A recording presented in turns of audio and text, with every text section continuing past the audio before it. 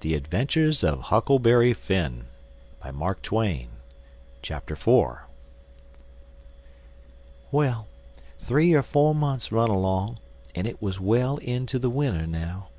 I had been to school most all the time, and could spell and read and write just a little, and could say the multiplication table up to 6 times 7 is 35, and I don't reckon I could ever get any further than that if I was to live forever.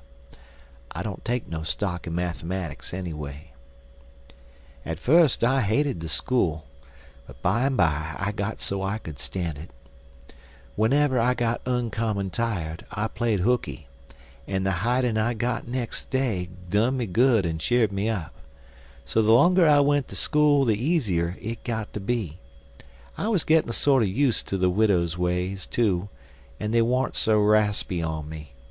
Living in a house and sleeping in a bed pulled on me pretty tight mostly, but before the cold weather I used to slide out and sleep in the woods sometimes, so that was a rest to me. I liked the old ways best, but I was getting so I liked the new ones too, a little bit. The widow said I was coming along slow but sure, and doing very satisfactory. She said she warn't ashamed of me. One morning I happened to turn over the salt cellar at breakfast.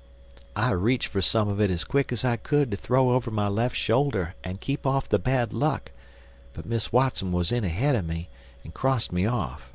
She says, "Take your hands away, Huckleberry. What a mess you're always making." The widow put in a good word for me, but that warn't going to keep off the bad luck. I knowed that well enough. I started out after breakfast, feeling worried and shaky, and wondering where it was going to fall on me, and what it was going to be.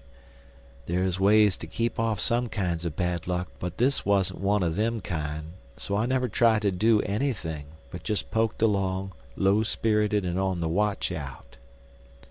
I went down to the front garden and clumb over the stile where you go through the high board fence. There was an inch of new snow on the ground, and I seen somebody's tracks. They had come up from the quarry and stood around the stile a while, and then went on around the garden fence. It was funny they hadn't come in after standing around so. I couldn't make it out.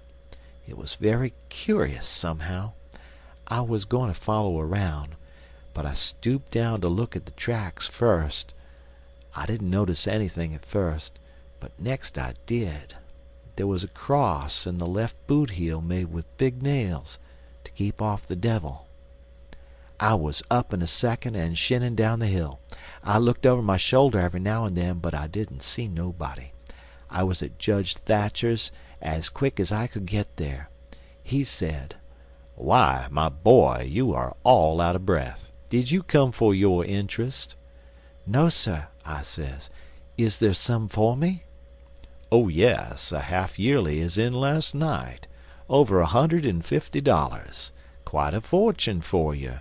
You had better let me invest it along with your 6,000, because if you take it, you'll spend it." "No, sir," I says. "I don't want to spend it. I don't want it at all. Nor the 6,000 nuther. I want you to take it.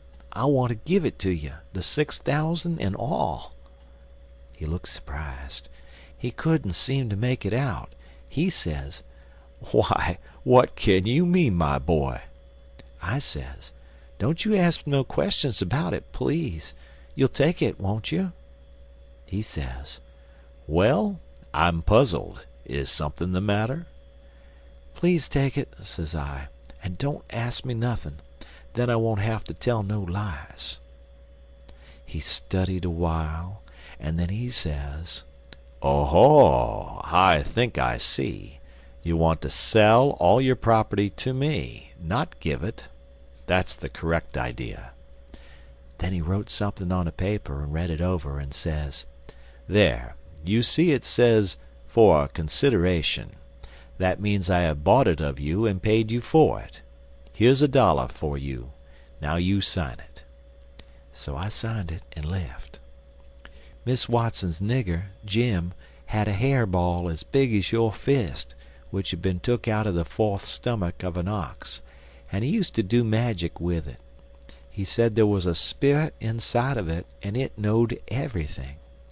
So I went to him that night and told him Pap was here again, for I found his tracks in the snow. What I wanted to know was, what he was going to do, and was he going to stay? Jim got out his hairball and said something over it, and then he held it up and dropped it on the floor. It fell pretty solid, and only rolled about an inch.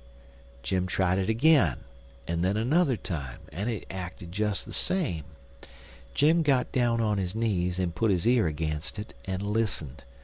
But it warn't no use. He said it wouldn't talk. He said sometimes it wouldn't talk without money. I told him I had an old slick counterfeit quarter that warn't no good because the brass showed through the silver a little, and it wouldn't pass nohow, even if the brass didn't show, because it was so slick it felt greasy, and so that would tell on it every time. I reckoned I wouldn't say nothing about the dollar I got from the judge. I said it was pretty bad money, but maybe the hairball would take it, because maybe it wouldn't know the difference. Jim smelt it and bit it and rubbed it, and said he would manage so the hairball would think it was good. He said he would split open a raw Irish potato and stick the quarter in between and keep it there all night, and next morning you couldn't see no brass, and it wouldn't feel greasy no more, and so anybody in town would take it in a minute, let alone a hairball. Well, I knowed a potato would do that before, but I had forgot it. Jim put the quarter under the hairball and got down and listened again. This time he said the hairball was all right. He said it would tell my whole fortune if I wanted it to. I says, go on. So the hairball talked to Jim, and Jim told it to me. He says, "Your old father don't know yit what he's going to do. Sometimes he spec he'll go away, and then again he spec he'll stay. De best way is to rest easy and let the old man take his own way. There's two angels hovering round 'bout him. One of 'em is white and shiny, and the other one is black. The white one gets him to go right a little while, den the black one sail in and bust it all up. A body can't tell you which one gwine to fetch him at the last, but you is all right. You gwine to have considerable trouble in your life, and considerable joy. Sometimes you gwine to get hurt, and sometimes you gwine to get sick, but every time you gwine to get well again. There's two gals flyin' 'bout you in your life. One of 'em's light, and the other one is dark. One is rich, and the other is poor. You gwine to marry the poor one fust, and the rich one by. You wants to keep away from the water as much as you kin, and don't run no risk, 'cause it's down in the bills that you's gwine to get hung." When I lit my candle and went up to my room that night, there sat Pap, his own self. End of chapter.